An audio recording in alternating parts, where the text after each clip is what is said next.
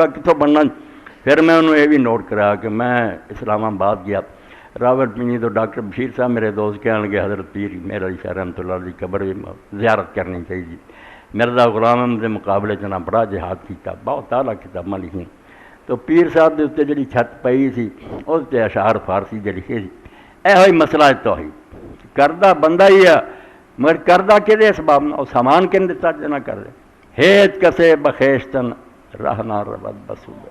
کوئی بندہ خدا دی طرف جڑا سفر کر رہا تو نیکیاں کردا اپنے پیروں تے تور کے نہیں, بلکہ بپائے اور ود ہر کے ربت بسوبے. جڑا تو کر رہا نا یہ تندرستی تینوں بناؤنا تینوں سارا توفیقاں دینیاں یہ وہ ہی پیر ہے جنہاں تے چل کے تو جا رہا.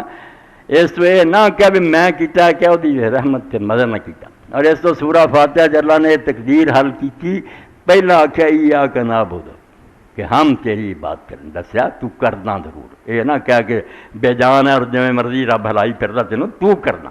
مگر اگلے سٹیپ تے آخیا توبہ میری میں کی کرن لگا, مدد صرف یہ نہیں دنیا کے کما اس سے عبادت رہی ہے کہ ہم تیری عبادت کرتے ہیں اور اس عبادت میں بھی تیری مدد کے محتاج ہیں. تو رحم فرمایا ایاک نستعین, ہر وقت تیری امداد شامل ہار رہی ہے تے کام بندا, ورنہ سوچا نا میں کیتا رب وچ کوئی نہیں کافر ہی ہو جانا, نیکی تے کی رہ جانی ہے گمراہ. اور ایسے نہیں حضرت امام ظفر صاحب فرماؤندے کہ مسجد دو بندے داخل ہوئے, ایک صدیق سی اپنے زمانے دا ولی اور ایک بڑا مجرم فاسق. مگر جو نکلے صدیق فاسق لکھا گیا اور فاسق نے اللہ نے صدیق لکھا. لوگوں نے آخیا امام کیوں ہویا؟ فرمایا گناہ گار نے نماز پڑھی تو رویا کہ میں کچھ نہیں, میرے پلے کوئی شے نہیں, خدا راضی ہے. یہ نے بڑے فخر نہ آخیا میں نمازاں پڑھیاں نیکیاں اگر مینوں انعام نہیں ملنا دوڑ کی. اللہ نے آخیا کم بختہ سوچتا تو آیا کتوں, کین بنایا تینوں اور کہ مہربانی تو میرا نہیں نہ لیا اپنا کریڈٹ لینا پھرنا, جا تیری سزا ہے صدیقاں جو تینوں زندگی لکھتا تو بے ایمان اور کافر ہے.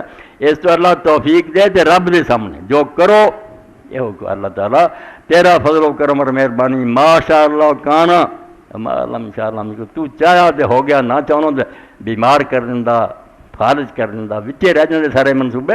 عرف تو ربی فصل ازان. اور جی آ سمجھو میرے تے سامنے آ جی بجلی کا مسئلہ یہ تقدیر دے مسئلے کو حل کرنے آ زمانے بہترین مثال ہے کہ کرنٹ نہ چھڈن پاور ہاؤس والے کچھ نہیں اسی کر سکتے.